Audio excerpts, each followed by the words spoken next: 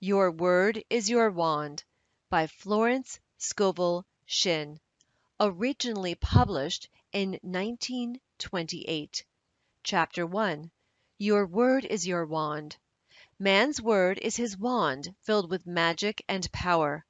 Jesus Christ emphasized the power of the word. By thy words thou shalt be justified, and by thy words thou shalt be condemned. And death and life are in power of the tongue.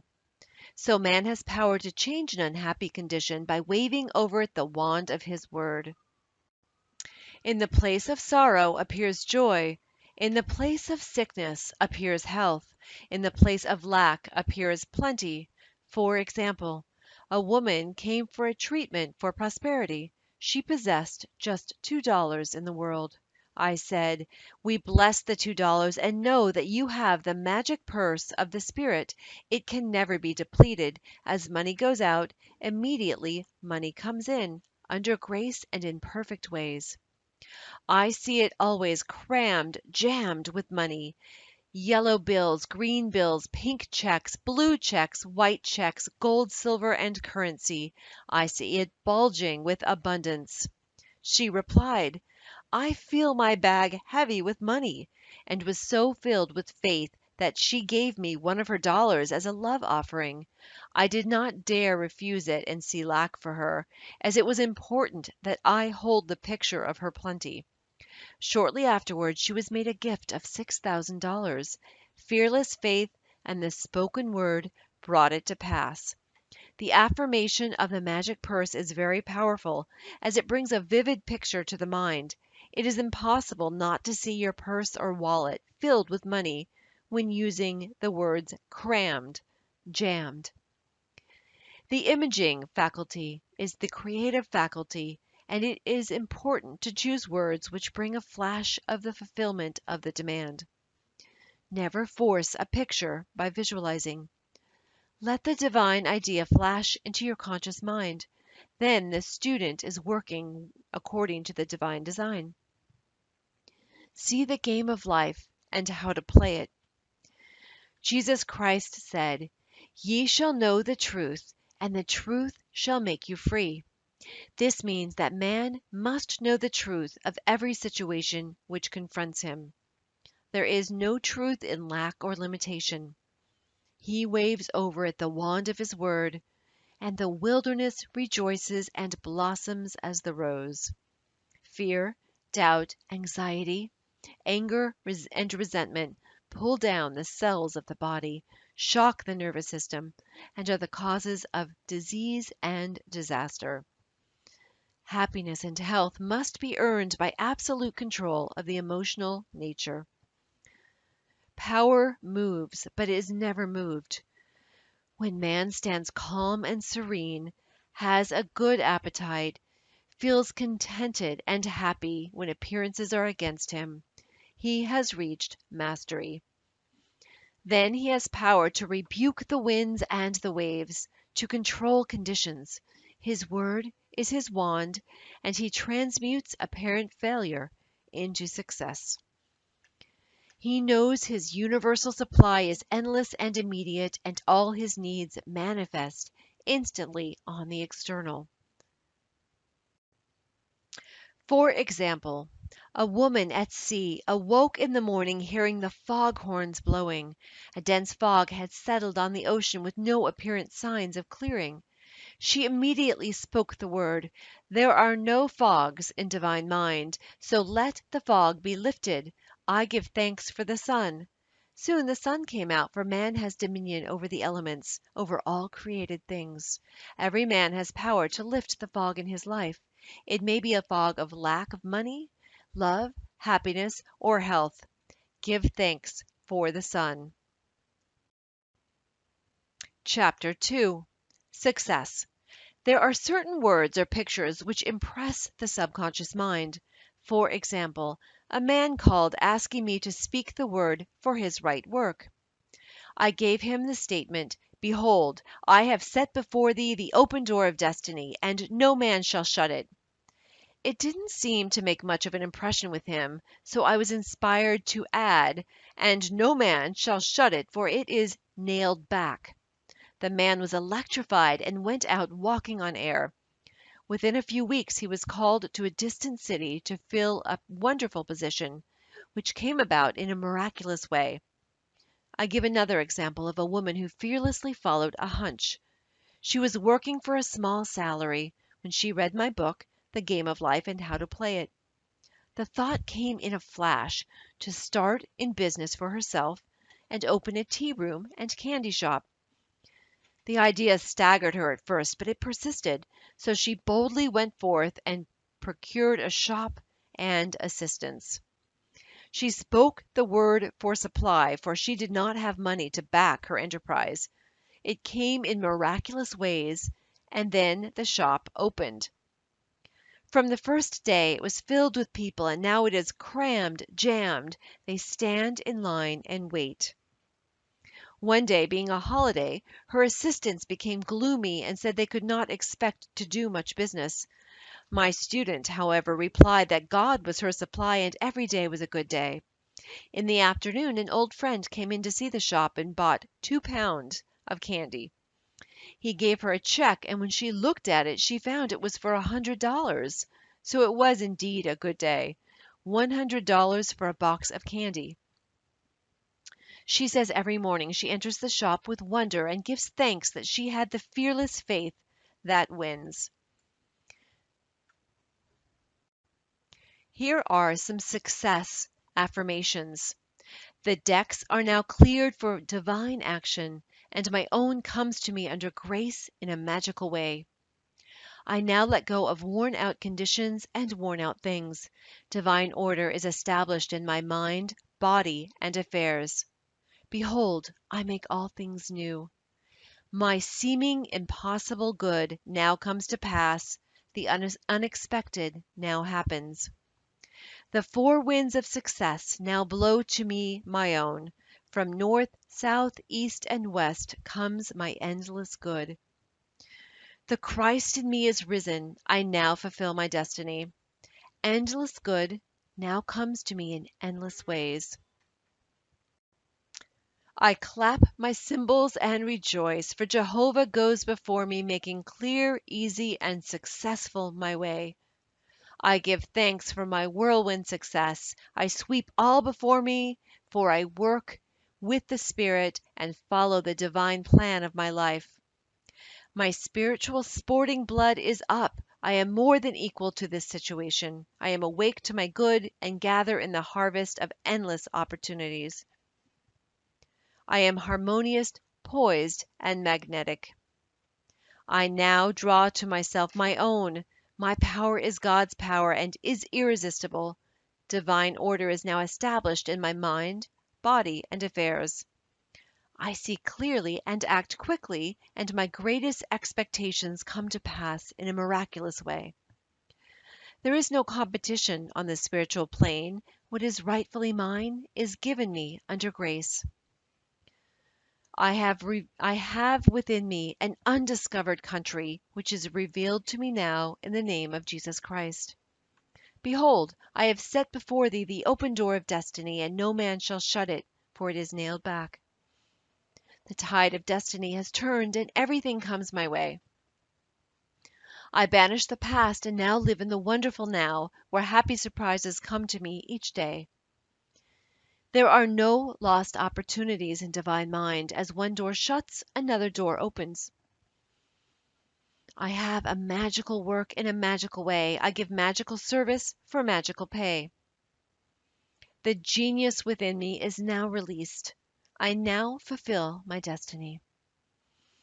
I make friends with hindrances, and every obstacle becomes a stepping stone. Everything in the universe, visible and invisible, is working to bring me to my own. I give thanks that the walls of Jericho fall down, and all lack, limitation, and failure are wiped out of my consciousness in the name of Jesus Christ.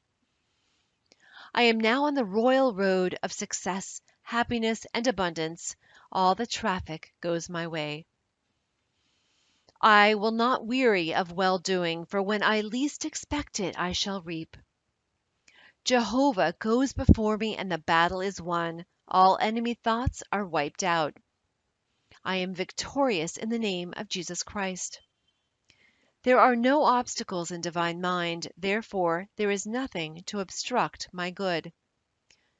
All obstacles now vanish from my pathway. Doors fly open, gates are lifted, and I enter the kingdom of fulfillment under grace. Rhythm, harmony, and balance are now established in my mind, body, and affairs. New fields of divine activity now open for me, and these fields are white with the harvest. Man's will is powerless to interfere with God's will. God's will is now done in my mind, body, and affairs. God's plan for me is permanent and cannot be budged. I am true to my heavenly vision. The divine plan of my life now takes shape in definite, concrete experiences, leading to my heart's desire. I now draw from the universal substance, with irresistible power and determination, that which is mine by divine right. I do not resist this situation. I put it in the hands of infinite love and wisdom. Let the divine idea now come to pass. My good now flows to me in a steady, unbroken, ever-increasing stream of success, happiness, and abundance. There are no lost opportunities in the kingdom. As one door shuts, another door opens. There is nothing to fear, for there is no power to hurt. I walk up to the lion on my pathway and find an angel in armor and victory in the name of Jesus Christ. I am in perfect harmony with the working of the law. I stand aside and let infinite intelligence make easy and successful my way. The ground I am on is holy ground. The ground I am on is successful ground. New fields of divine activity now open for me. Unexpected doors fly open, unexpected channels are free. What God has done for others, He can do for me, and more. I am as necessary to God as He is to me, for I am the channel to bring His plan to pass. I do not limit God by seeing limitation in myself. With God and myself, all things are possible. Giving precedes receiving, and my gifts to others precede God's gifts to me. Every man is a golden link in the chain of my good. My poise is built upon a rock. I see clearly and act quickly.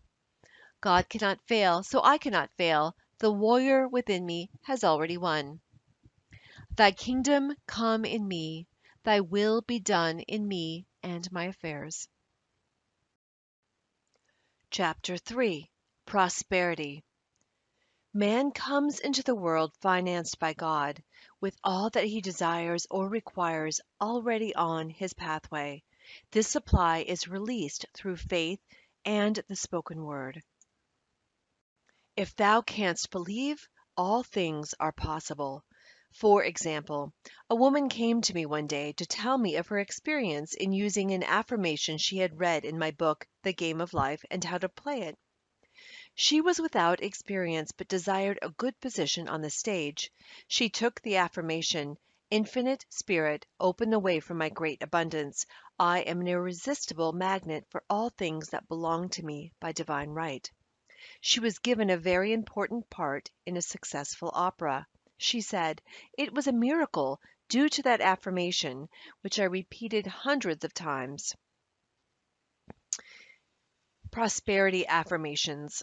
I now draw from the abundance of the spheres my immediate and endless supply. All channels are free. All doors are open.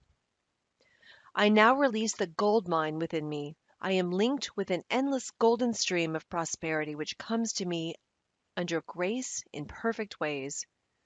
Goodness and mercy shall follow me all the days of my life, and I shall dwell in the house of abundance forever. My God is a God of plenty, and I now receive all that I desire or require, and more. All that is mine by divine right is now released and reaches me in great avalanches of abundance, under grace in miraculous ways. My supply is endless, inexhaustible, and immediate, and comes to me under grace in perfect ways. All channels are free and all doors fly open for my immediate and endless, divinely designed supply. My ships come in over a calm sea under grace in perfect ways. I give thanks that the millions which are mine by divine right now pour in and pile up under grace in perfect ways. Unexpected doors fly open, unexpected channels are free, and endless avalanches of abundance are poured out upon me under grace in perfect ways. I spend money under direct inspiration wisely and fearlessly, knowing my supply is endless and immediate. I am fearless in letting money go out, knowing God is my immediate and endless supply. Chapter 4. Happiness. In that wonderful moving picture, The Thief of Baghdad, we were told in letters of light that happiness must be earned. It is earned through perfect control of the emotional nature. There can be no happiness where there is fear, apprehension, or dread. With perfect faith in God comes a feeling of security and happiness. When man knows that there is an invincible power that protects him and all that he loves, and brings to him every righteous desire of the heart, he relaxes all nervous tension and is happy and satisfied. He is undisturbed by adverse appearances, knowing that infinite intelligence is protecting his interest and utilizing every situation to bring his good to pass. I will make a way in the wilderness and rivers in a desert. Uneasy lies the head that wears a frown. Anger, resentment, ill will, jealousy, and revenge rob man of his happiness and bring sickness, failure, and poverty in their wake. Resentment has ruined more homes than drink and killed more people than war. For example, there was a woman who was healthy and happy and married to a man she loved. The man died and left part of his estate to a relative. The woman was filled with resentment. She lost weight, was unable to do her work, developed gallstones, and became very ill. A metaphysician called upon her one day. He said, "Woman, see what hate and resentment have done to you. They have caused hard stones to form in your body, and only forgiveness and goodwill can cure you." The woman saw the truth of this statement.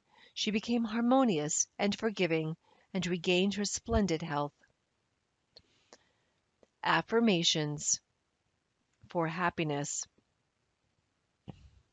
I am now deluged with the happiness that was planned for me in the beginning. My barns are full, my cup flows over with joy. My endless good now comes to me in endless ways. I have a wonderful joy in a wonderful way, and my wonderful joy has come to stay. Happy surprises come to me each day. I look with wonder at that which is before me. I walk boldly up to the lion on my pathway and find it is a friendly Airedale. I am harmonious, happy, radiant, detached from the tyranny of fear. My happiness is built upon a rock. It is mine now and for all eternity. My good now flows to me in a steady, unbroken, ever-increasing stream of happiness. My happiness is God's affair, therefore no one can interfere. As I am one with God, I am now one with my heart's desire. I give thanks for my permanent happiness, my permanent health, my permanent wealth, my permanent love.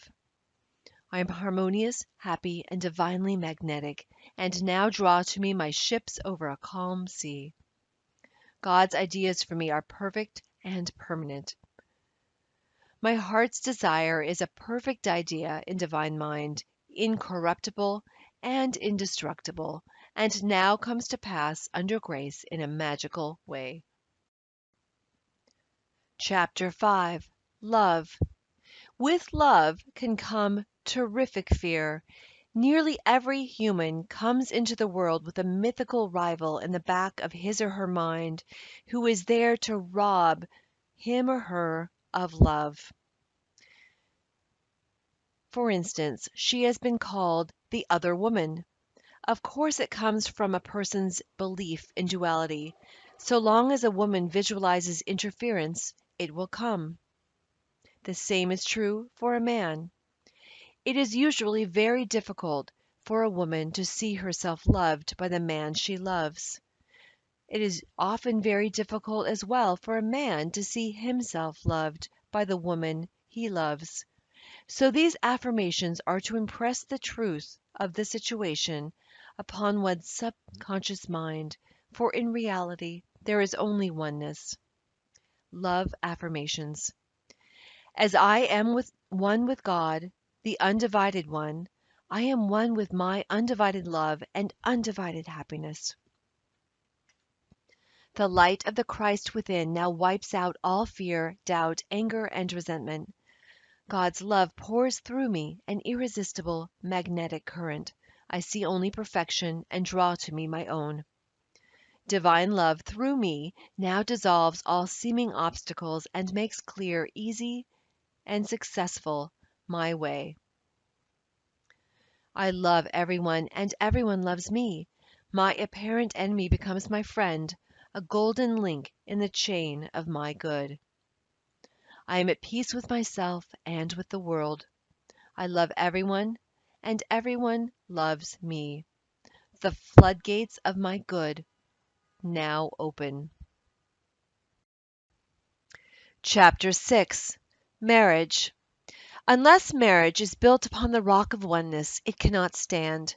Two souls with but a single thought, two hearts that beat as one.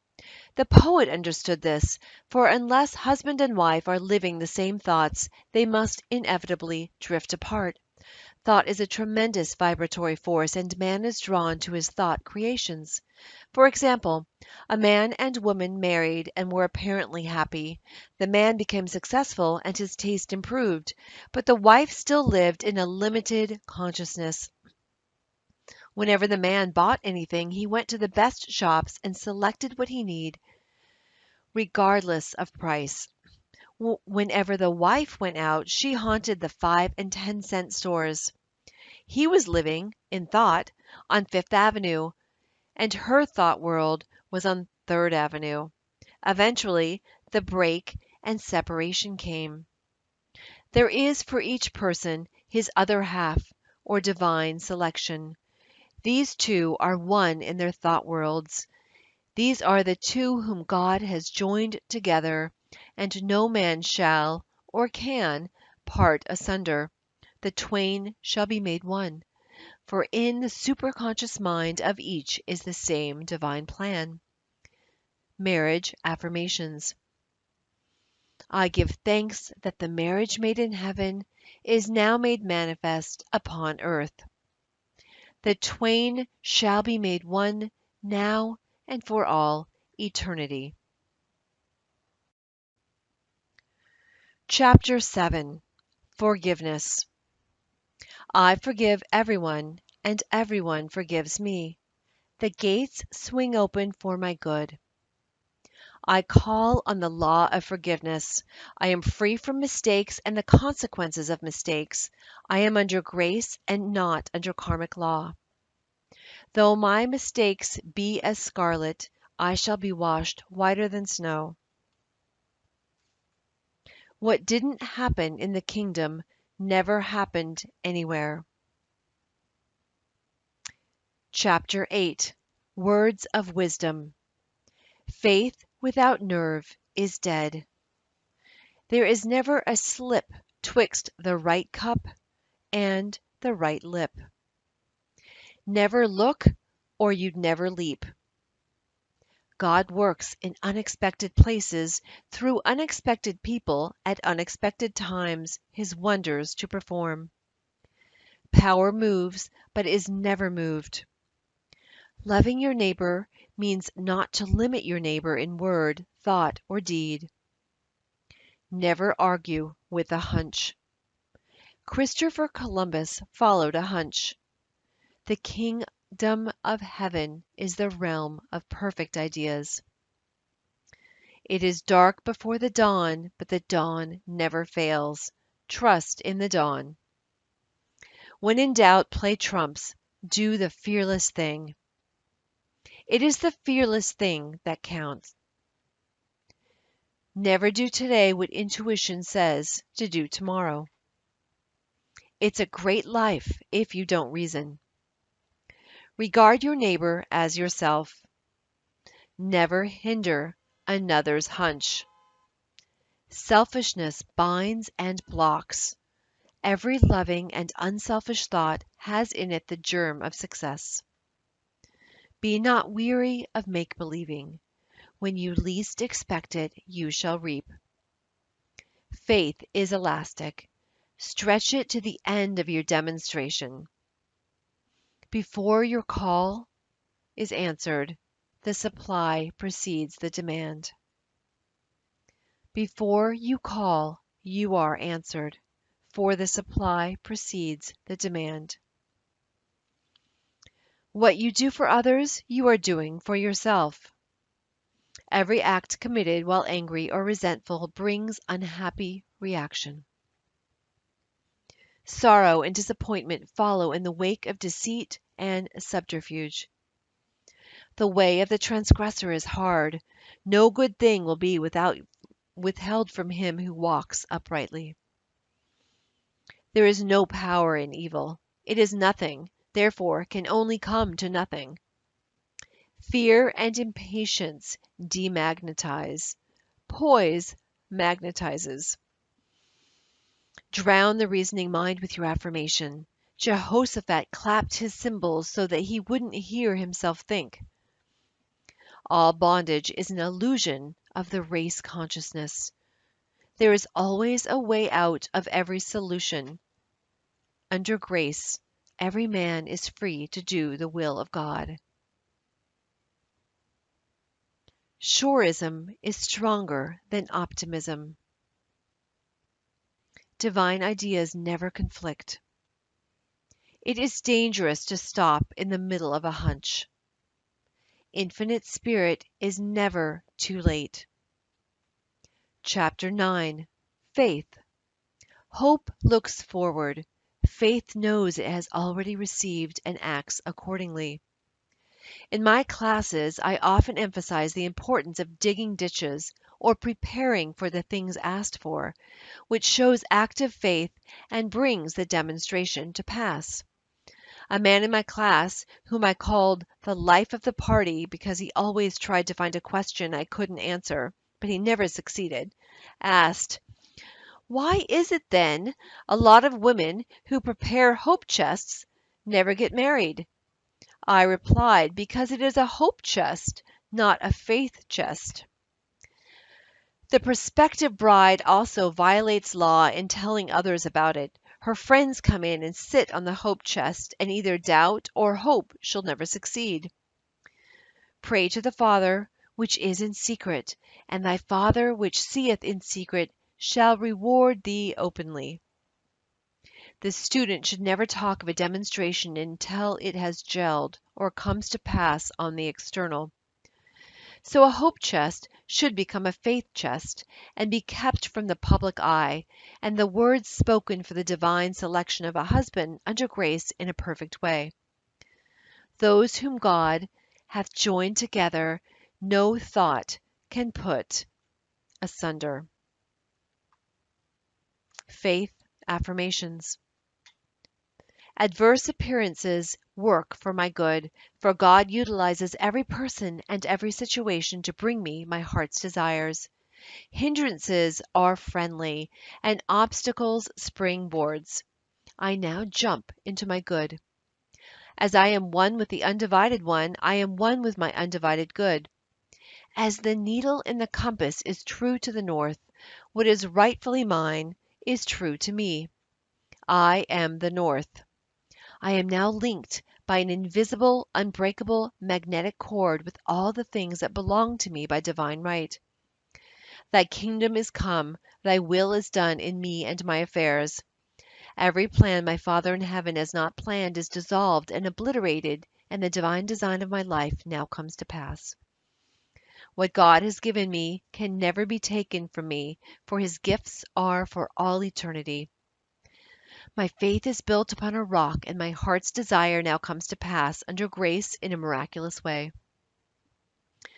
I see my good in a golden glow of glory. I see my field shining white with the harvest.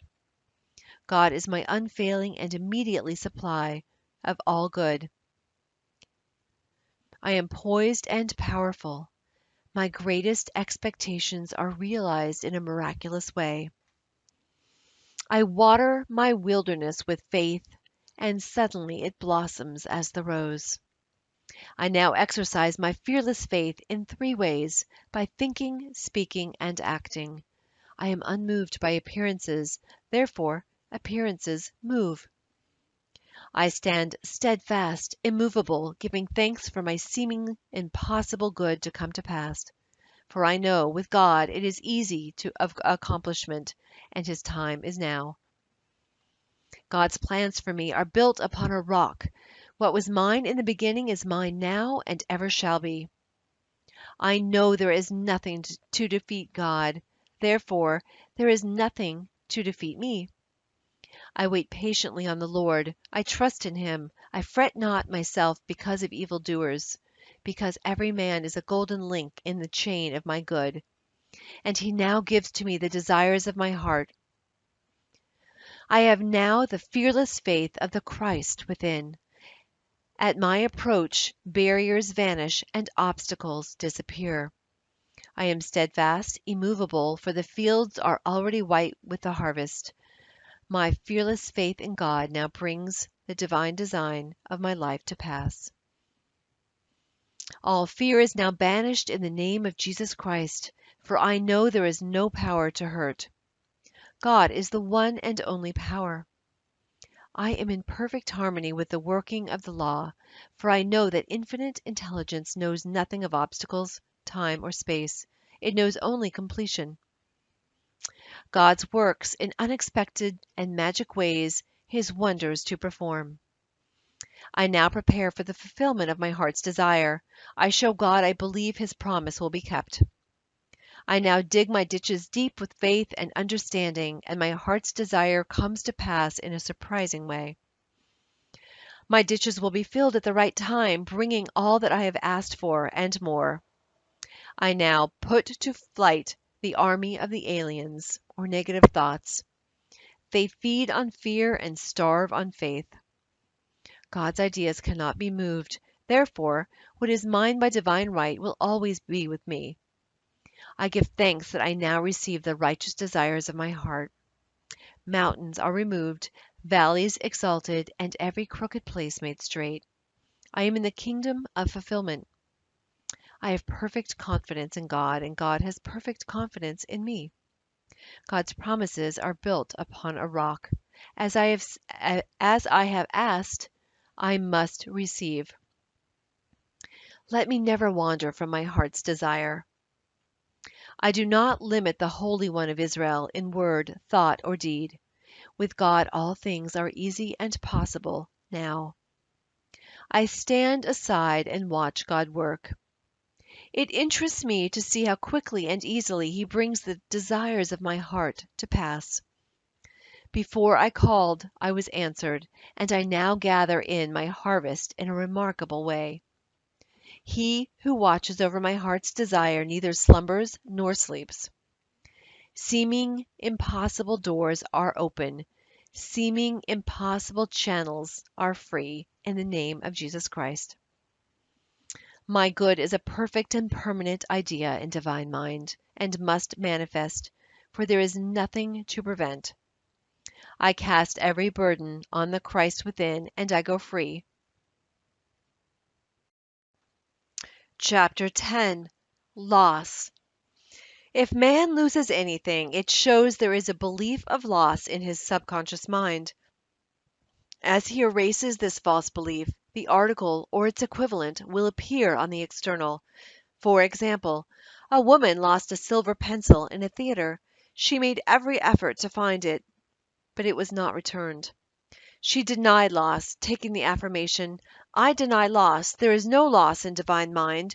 Therefore, I cannot lose that pencil. I will receive it or its equivalent." Several weeks elapsed. One day she was with a friend who wore about her neck on a cord a beautiful gold pencil, who turned to her and said, "Do you want this pencil?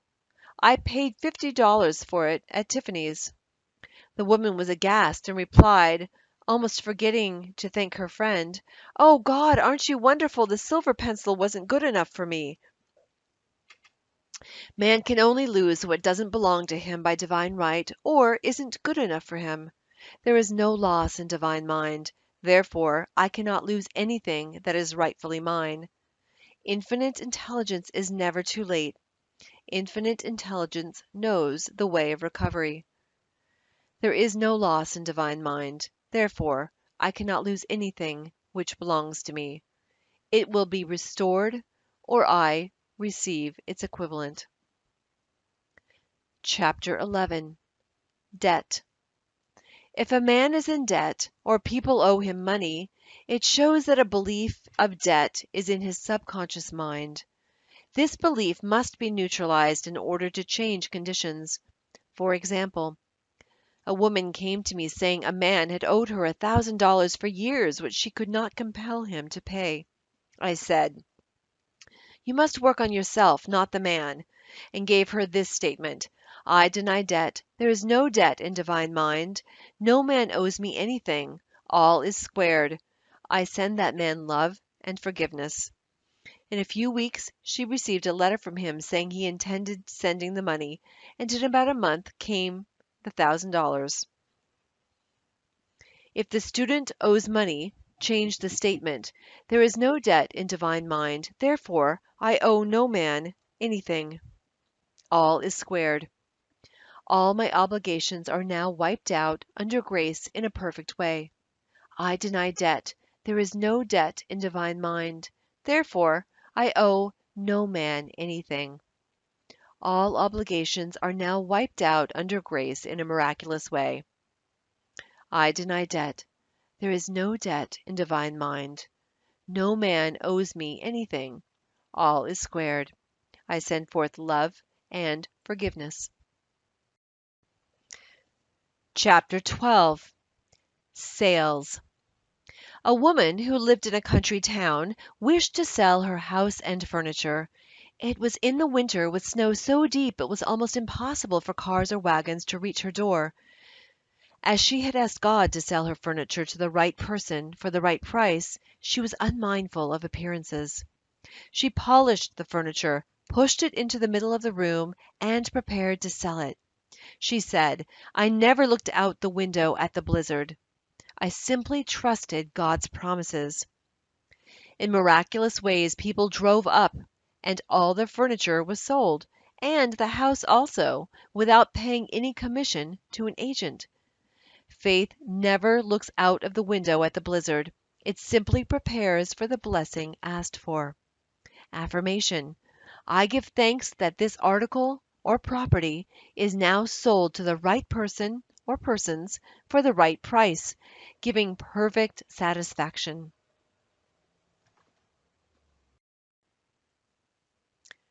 Chapter 13. Interviews. There is no competition on the spiritual plane. What is mine is given me under grace. I am identified in love with the spirit of this person or persons. God protects my interest, and the divine idea now comes out of the situation. Chapter 14. Guidance. Always on man's pathway is his message or his lead. For example, a woman was much troubled over an unhappy situation. She thought to herself, "Will it ever clear up?" Her maid was standing near and commenced to tell her of her experiences. The woman was too worried to be interested, but listened patiently. The maid was saying, "I worked in a hotel once where there was a very amusing gardener. He always said such funny things. It had been raining for 3 days, and I said to him, 'Do you think it will ever clear up?' And he replied, 'My God, doesn't it always clear up?' The woman was amazed. It was the answer to her thoughts. She said reverently, 'Yes, with my God it always clears up.' Soon after, her problem did clear up in an unexpected way. Infinite Spirit Give me wisdom to make the most of my opportunities. Never let me miss a trick. I am always under direct inspiration. I know just what to do and give instant obedience to my intuitive leads. My angel of destiny goes before me, keeping me in the way. All power is given unto me to be meek and lowly of heart. I am willing to come last. Therefore, I come first. I now place my personal will upon the altar. Your will, not my will. Your way, not my way. Your time, not my time. And in the twinkling of an eye, it is done. There are no mysteries in the kingdom. Whatever I shall know will now be revealed to me under grace. I am a perfect, non-resistant instrument for God to work through, and his perfect plan for me now comes to pass in a magic way. Chapter 15. Protection. I am surrounded by the white light of the Christ, through which nothing negative can penetrate. I walk in the light of Christ, and my fear giants dwindle into nothingness. There is nothing to oppose my good. Chapter 16. Memory. There is no loss of memory in divine mind. Therefore, I recollect everything I should remember, and I forget all that is not, for my good. Chapter 17. The Divine Design. There is a divine design for each human. Just as the perfect picture of the oak is in the acorn, the divine pattern of one's life is in the superconscious mind of a man or woman. In the divine design there is no limitation, only health, wealth, love, and perfect self-expression. So on man's pathway there is always a divine selection. Each day he must live according to the divine plan or have unhappy reactions. For example, a woman moved into a new apartment which she had almost furnished, when the thought came to her, on that side of the room should stand a Chinese cabinet. Not long after, she was walking by an antique shop. She glanced in, and there stood a magnificent Chinese cabinet, about 8 feet high, elaborately carved. She entered and asked the price. The salesman said it was worth $1,000, but the woman who owned it was willing to take less. The man added, "What will you offer for it?" The woman paused, and the price $200 came into her mind, so she answered, $200. The man said he would let her know if the offer was satisfactory. She did not want to cheat anyone or get anything which was not rightfully hers, so going home she said, repeatedly, "If it's mine, I can't lose it, and if it's not mine, I don't want it." It was a snowy day, and she said she emphasized her words by kicking the snow from right to left, clearing a pathway to her apartment. Several days elapsed when she was notified that the woman was willing to sell the cabinet for $200. There is a supply for every demand, from Chinese cabinets to millions of dollars. Before ye call, I shall answer. But unless it is divinely selected cabinet or millions, they would never bring happiness. Except the Lord build the house, they labor in vain that build it. Psalm 127:1. I let go of everything not divinely designed for me, and the perfect plan of my life now comes to pass. What is mine by divine right can never be taken from me. God's perfect plan for me is built upon a rock. I follow the magic path of intuition and find myself in the promised land under grace. My mind, body, and affairs are now molded according to the divine pattern within. God is the only power, and that power is within me. There is only one plan, God's plan, and that plan now comes to pass. I give thanks that I now bring forth the universal substance, everything that satisfies all the righteous desires of my heart. The divine design of my life now comes to pass. I now fill the place that I can fill and no one else can fill. I now do the things which I can do and no one else can do. I am fully equipped for the divine plan of my life. I am more than equal to the situation. All doors now open for happy surprises, and the divine plan of my life is sped up under grace. Chapter 18. Health. When man is harmonious and happy, he is healthy. All sickness comes from sin or violation of spiritual law. Jesus Christ said, "Be thou healed, your sins are forgiven." Resentment, ill will, hate, fear, etc., etc., tear down the cells of the body and poison the blood. Accidents, old age, and death itself come from holding wrong mental pictures. When man sees himself as God sees him, he will become a radiant being, timeless, birthless, and deathless, for God made man in his likeness and in his image. I deny fatigue, for there is nothing to tire me. I live in the kingdom of eternal joy and absorbing interest. My body is the body electric, timeless and tireless, birthless and deathless.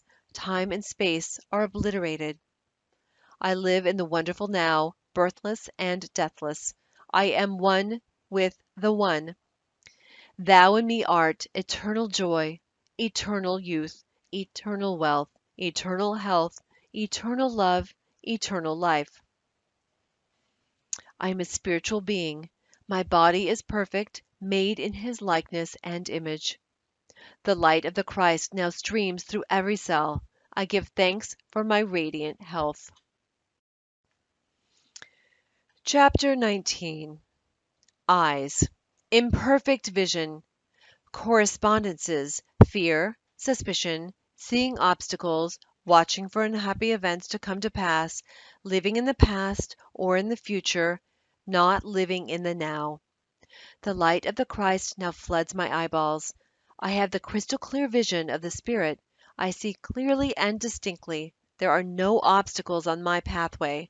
I see clearly the fulfillment of my heart's desire.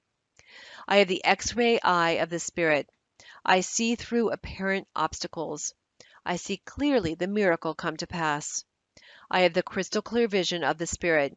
I see clearly the open road. There are no obstacles on my pathway. I now see miracles and wonders come to pass.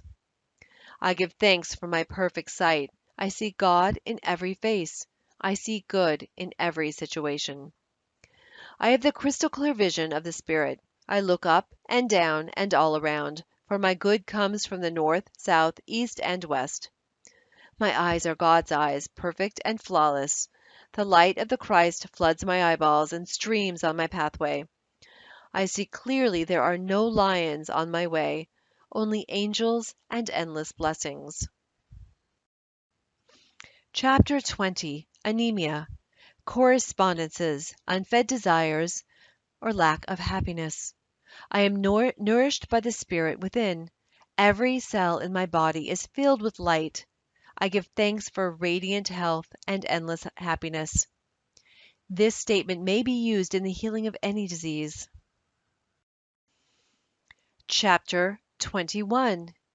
Ears. Correspondences of deafness, strong personal will, stubbornness, and a desire not to hear certain things. My ears are the ears of spirit.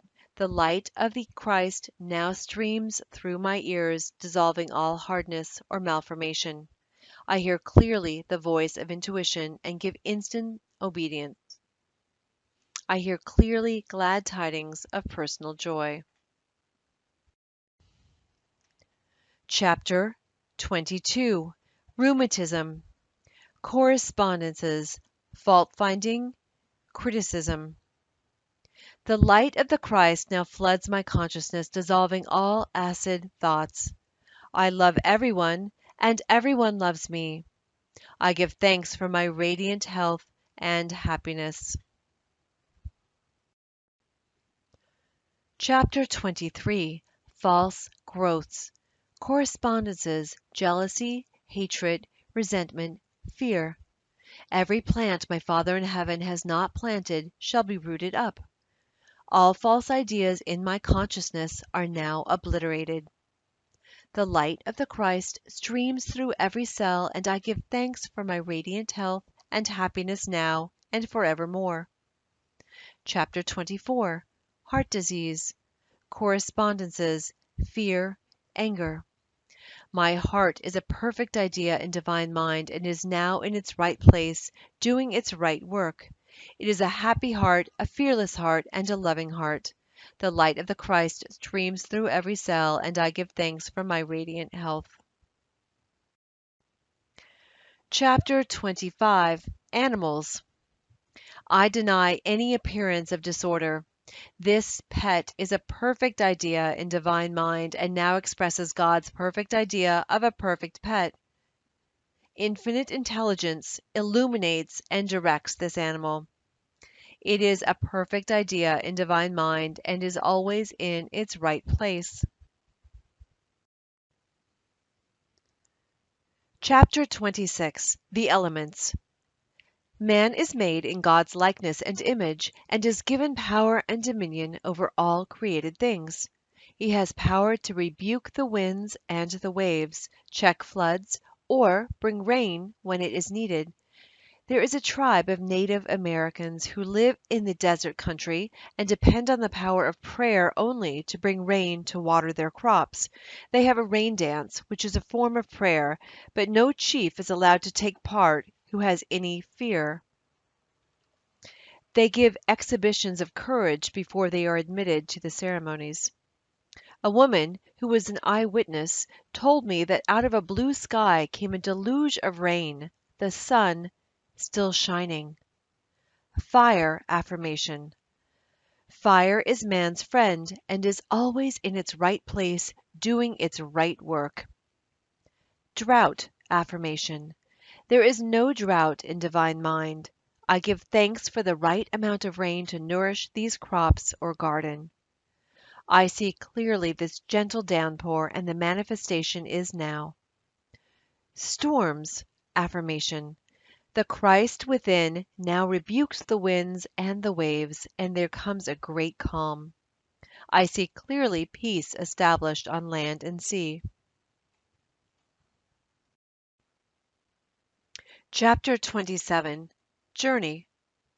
I give thanks for the divinely planned journey, under divinely planned conditions, with the divinely planned supply. Chapter 28. Miscellaneous.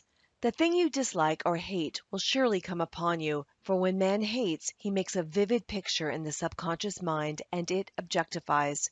The only way to erase these pictures is through non-resistance. For example, a woman was interested in a man who told her repeatedly of his charming female cousins. She was jealous and resentful, and he passed out of her life. Later on she met another man to whom she was much attracted. In the course of their conversation he mentioned some women cousins he was very fond of. She resented it, and then laughed, for here were her old friends, the cousins, back again.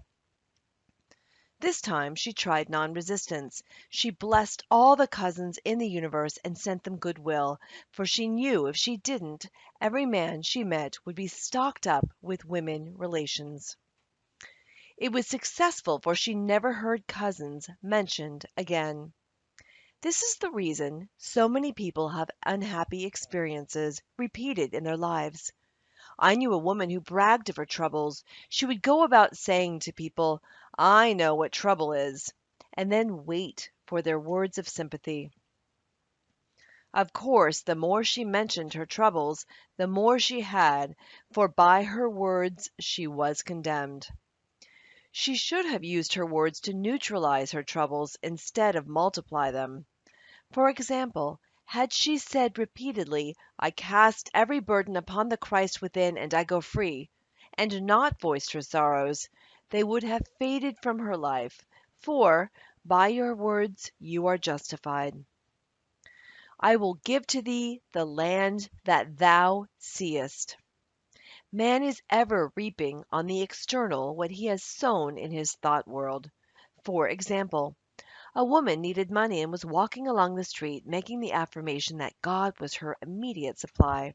She looked down at her feet, and there was a $2 bill, which she picked up. A man standing near, a watchman in a building, said to her, "Lady, did you pick up some money? I thought it was a piece of chewing gum paper. A lot of people walked over it, but when you came, it opened up like a leaf." The others, thinking lack, had passed over it, but at her words of faith it unfurled. So with the opportunities in life.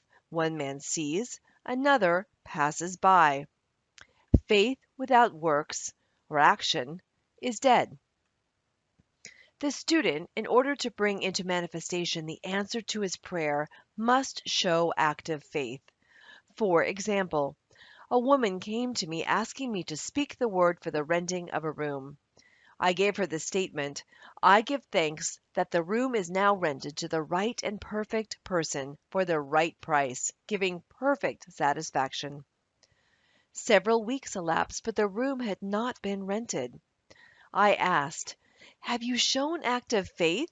Have you followed every hunch in regard to the room?" She replied, "I had a hunch to get a lamp for the room, but I decided I couldn't afford it."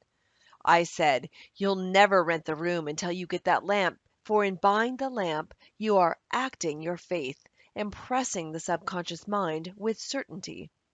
I asked, "What is the price of the lamp?" She answered, $4.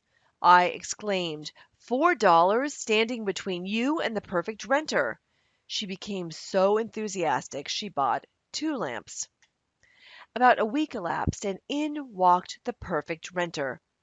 He did not smoke and paid the rent in advance and fulfilled her ideal in every way. Unless you become as a little child and dig your ditches, you shall in no wise enter the kingdom of manifestation. Without the vision, my people perish. Unless man has some objective, some promised land to look forward to, he begins to perish. We see it so often in small country towns, in the men who sit around a stove all winter, who ain't got no ambition. Within each one is an undiscovered country, a gold mine. I knew a man in a country town called Magnolia Charlie because he always found the first magnolia in the spring. He was a shoemaker, but every afternoon left his work to go to the station to meet the 4:15 train from a distant city.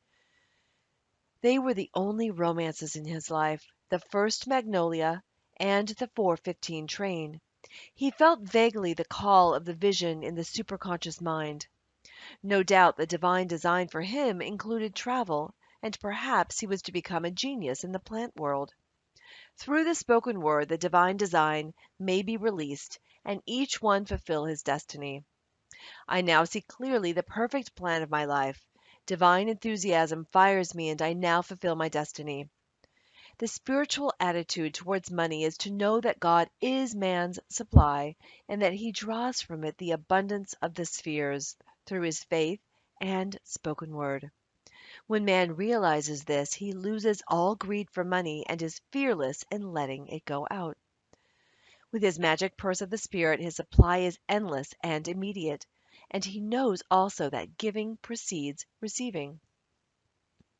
For example, a woman came to me asking me to speak the word for $500 by the 1st of August. It was then about the 1st of July. I knew her very well and said, "The trouble with you is you don't give enough. You must open your channels of supply by giving." She had accepted an invitation to visit a friend and did not want to go on account of the formality. She said, "Please speak the word for me to be polite for 3 weeks, and I want to get away as soon as possible, and be sure to speak the word for the $500.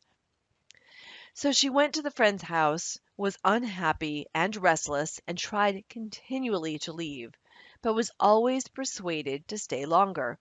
She remembered my advice, however, and gave the people about her presents. Whenever possible, she made a little gift. It was nearing the 1st of August, and no signs of the $500 and no way of escape from the visit. The last day of July, she said, "Oh God, maybe I haven't given enough." So she tipped all the servants more than she had intended. The 1st of August came, and her hostess said to her, "My dear, I want to make you a gift," and handed her a check for $500. God works in unexpected ways his wonders to perform. Chapter 29. Affirmations. God is incapable of separation or division. Therefore, my good is incapable of separation or division. I am one with my undivided good. All that is mine by divine right is now released and reaches me in perfect ways under grace. God's work is finished now and must manifest. I serve only faith, and my unlimited abundance is made manifest. I am undisturbed by appearances. I trust in God, and He now brings to me the desires of my heart. My good now overtakes me in a surprising way. The divine plan of my life cannot be tampered with. It is incorruptible and indestructible.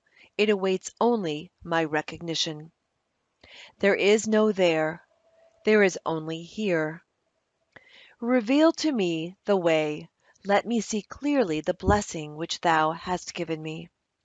Let Thy blessed will be done in me this day. Hunches are my hounds of heaven. They lead me in the perfect way. All things I seek are now seeking me. Divine activity is now operating in my mind, body, and affairs, whether I see it or not. Since I am one with the only presence, I am one with my heart's desire.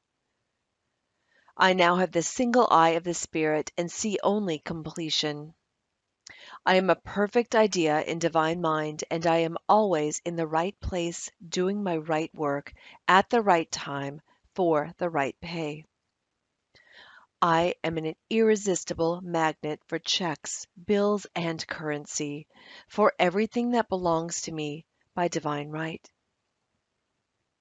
Thou in me art completion. As have I asked, I must receive. The law of God is the law of increase, and I give thanks for increase under grace in perfect ways. I dwell in a sea of abundance. I see clearly my inexhaustible supply. I see clearly just what to do. My world of the wondrous now swings into manifestation, and I enter my promised land under grace. Great peace have I who love thy law of non-resistance, and nothing shall offend me. Thou in me art inspiration, revelation, and illumination. Chapter 30. Conclusion. Nothing is too good to be true. Nothing is too wonderful to happen. Nothing is too good to last. Choose the affirmation which appeals to you the most and wave it over the situation which confronts you. It is your magic wand, for your word is God in action. It shall not return unto me void, but shall accomplish that whereunto it is sent. Isaiah 55:11. But I say, have they not heard? Yes, verily, their sound went unto all the earth, and their words unto the end of the world. Romans 10:18. The end.